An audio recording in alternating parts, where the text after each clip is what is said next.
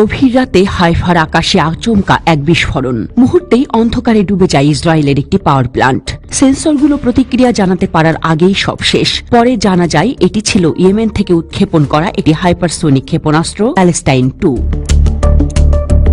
ইয়েমেনের হুথি গোষ্ঠী দীর্ঘদিন ধরে ইসরায়েল বিরোধী অবস্থান নিয়ে সক্রিয়। তবে এবার তারা দেখিয়ে দিল শুধু রাজনৈতিক অবস্থান নয়, প্রযুক্তিগতভাবেও তারা এখন এক বিপজ্জনক শক্তি। প্যালেস্টাইন 2 নামেই বোঝা যায় এর প্রতীকী তাৎপর্য, কিন্তু এর ক্ষমতা একে শুধুই প্রতীকী রাখেনি, একে পরিণত করেছে এক কার্যকর যুদ্ধাস্ত্রে।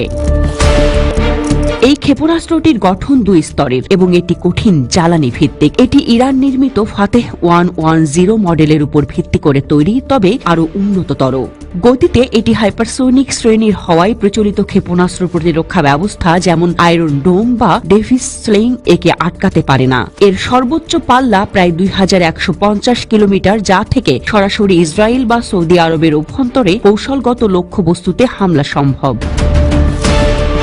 ক্ষেপণাস্ত্রটি 500 কেজি ওজনের এক শক্তিশালী ওয়ারহেড বহন করে, যা সুরক্ষিত কাঠামো ভেদ করতেও সক্ষম। বিশেষ করে পাওয়ার প্লান্ট, সামরিক ঘাঁটি বা যোগাযোগের কেন্দ্রগুলিতে এটি ব্যাপক ক্ষয়ক্ষতি ঘটাতে পারে। আর সবচেয়ে আশ্চর্যের বিষয়, শেষ পর্যায়ে এটি নিজের গতি ও দিক পরিবর্তন করতে সক্ষম, যা একে প্রতিপক্ষের রাডার ফাঁকি দিতে সাহায্য করে।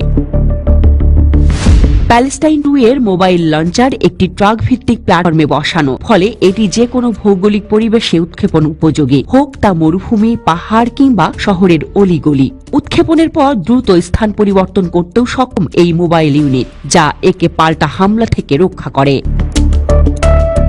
এর সঙ্গে যুক্ত রয়েছে একটি কমান্ড অ্যান্ড কন্ট্রোল ইউনিট এবং রাডার সাপোর্ট সিস্টেম। দুটির এই সমন্বিত কাঠামো পুরো ব্যাটারির মধ্যে সিঙ্ক্রোনাইজড মিসাইল উৎক্ষেপণ নিশ্চিত করে।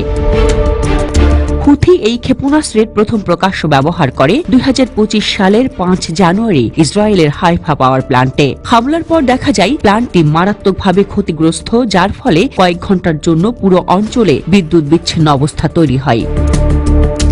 এই ঘটনার মধ্য দিয়ে স্পষ্ট হয়ে উঠেছে, হুথি আর শুধুমাত্র ড্রোন নির্ভর বিদ্রোহী গোষ্ঠী নয়, তারা এখন হাইপারসোনিক টেকনোলজি ব্যবহার করে আন্তর্জাতিক রাজনীতির ভারসাম্য বদলে দেওয়ার মতো সক্ষমতা অর্জন করেছে।